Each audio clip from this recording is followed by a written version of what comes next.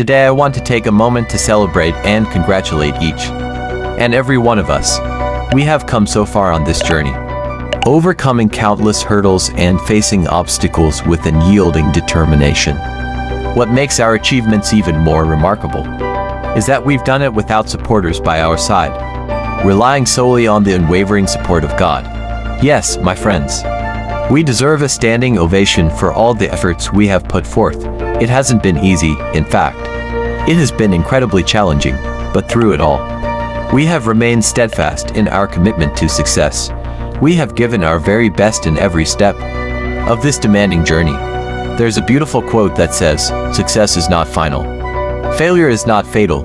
It is the courage to continue that counts." And that is precisely what we have done. We have displayed unwavering courage, refusing to be deterred by setbacks or the absence of supporters. We built a strong foundation on faith, trusting that God's divine guidance would lead us to triumph.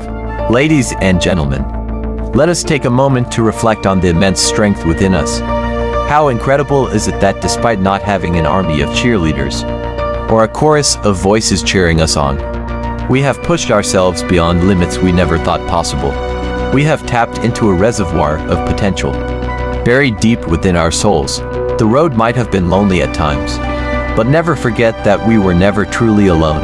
God has been watching over us, whispering encouragement in our ears when doubt threatened to consume us. He has been our silent supporter, guiding us in every decision, igniting the fire of resilience within our spirits. And as we celebrate, let's remember that this is not the end. We still have so much more to accomplish, so many more mountains to climb. Let our achievements today fuel us with renewed energy and passion to strive for even greater heights. With God by our side, there is no limit to what we can achieve. Thank you, and congratulations to each and every one of us for staying strong and keeping the faith.